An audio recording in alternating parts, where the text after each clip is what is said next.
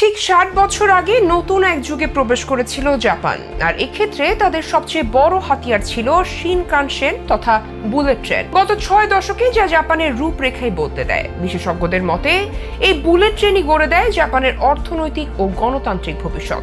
একটা সময় জাপানে যারা এই বুলেট ট্রেনের বিরোধিতা করেছিল তারাও এখন স্বীকার করছে জাপানের অভূতপূর্ব উন্নয়নের ইতিহাসে বুলেট ট্রেন এক অবিচ্ছেদ্য অংশ।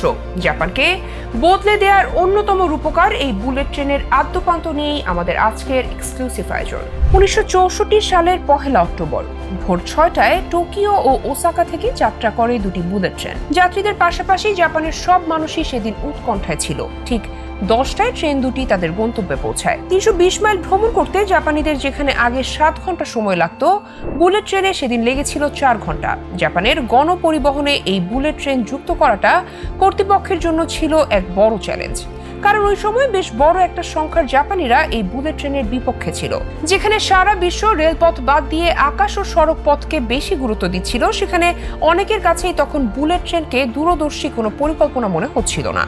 এর পাশাপাশি রেল লাইনের জন্য ভূমি অধিগ্রহণ ঘিরে হয়েছিল বিক্ষোভ। তবে সেই সব অতীতকে পেছনে ফেলে জাপানের বুলেট ট্রেন এখন দেশটির উন্নয়নের প্রতিশব্দ। ১৮০০ কিলোমিটার বিস্তৃত এই ট্রেনের নেটওয়ার্ক সম্প্রসারিত হয়েছে জাপানের ৪টি গুরুত্বপূর্ণ দ্বীপের মধ্য দিয়ে। ঘন্টায় ২০০ কিলোমিটার গতিতে প্রতিদিন যাত্রীদের পৌঁছে দিচ্ছে তাদের গন্তব্যে। দ্বিতীয় বিশ্বযুদ্ধের পর মাত্র ১৯ বছরে জাপান নিজেদের গুছিয়ে নিয়ে কিভাবে ১৯৬৪ সালে অলিম্পিক আয়োজন করেছিল সেটা অনেকের কাছেই বিস্ময়। আর এর থেকেও সবচেয়ে চমকপ্রদ বিষয় হলো ওই সময়ের এই বুলেট ট্রেনের আত্মপ্রকাশ। জাপানে বুলেট ট্রেন হলো গতি, সেবা, সুযোগ সুবিধা, নিরাপত্তার পরিপূরক শব্দ। অত্যন্ত আরামদায়ক ভ্রমণে, লম্বা যাত্রা, অল্প সময় পথ পাড়ি দেওয়ার ক্ষেত্রে বুলেট ট্রেনের কোনো বিকল্প নেই। শুধু নিজের দেশেই নয়, জাপানের হিতাচি এবং তোশিবার মতো প্রতিষ্ঠানগুলো প্রতি বছর বিশ্বব্যাপী কয়েক বিলিয়ন ডলারের ট্রেন এবং সরঞ্জাম রপ্তানি করে। টোকিও থেকে হিরোশিমা প্রায় ১০০০ কিলোমিটারের দূরত্বে শিনকানসেন পৌঁছে দেয় ৩.৫ ঘন্টার মধ্যে। ট্রেন পৌঁছাতে যদি ২-১ মিনিট দেরি হয় তাহলে যাত্রীদের কাছে ক্ষমা প্রার্থনা করে কর্তৃপক্ষ।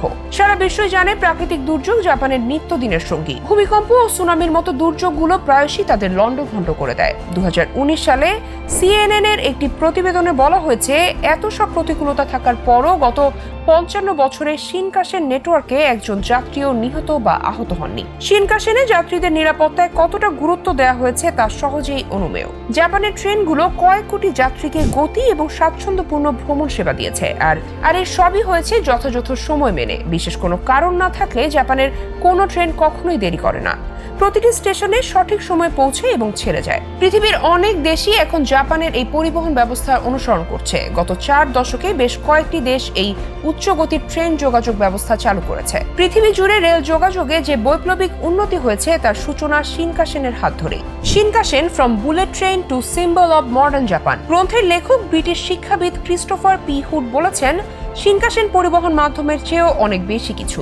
এটি জাপানের পুনর্গঠন এবং উদীয়মান শিল্প শক্তির সবচেয়ে শক্তিশালী প্রতীক। তবে পরিবেশগত প্রভাব ও সাশ্রয়ী বিমান ভ্রমণের যুগে বুলেট ট্রেন তার আবেদন ধরে রাখতে পারবে কিনা তা নিয়ে সংশয় তৈরি হয়েছে। এতে পরবর্তী প্রজন্মের বুলেট ট্রেন আসতে দেরি হচ্ছে। চুয়া শিনকানসেন আসার কথা ছিল ২০২৭ সালে, যা টোকিও ও নাগোয়ার মধ্যে মাত্র ৪০ মিনিটে যাতায়াত করতে পারবে। বর্তমানে এ পথে সময় লাগে ১ ঘন্টা ৩৪ মিনিট। নতুন ট্রেনের গতি হবে ঘন্টায় ৩০ মাইলের বেশি। জাপানের দীর্ঘদিনের বাসিন্দা মার্ক শ্রেবার জাপানের বুলেট ট্রেনের রজ জয়ন্তীতে জাপানের একটি ম্যাগাজিনে শিনকানসেনের ইতিহাস নিয়ে একটি লেখা প্রকাশ করেছিলেন। সেখানে তিনি বলেন, এটা এমন একটি দেশ যেটি এর ট্রেনকে সত্যি ভালোবাসে এবং এর ট্রেনকে ঘিরে তাদের গর্ব ও উৎসাহ একে অপরকে ছুঁয়ে গেছে।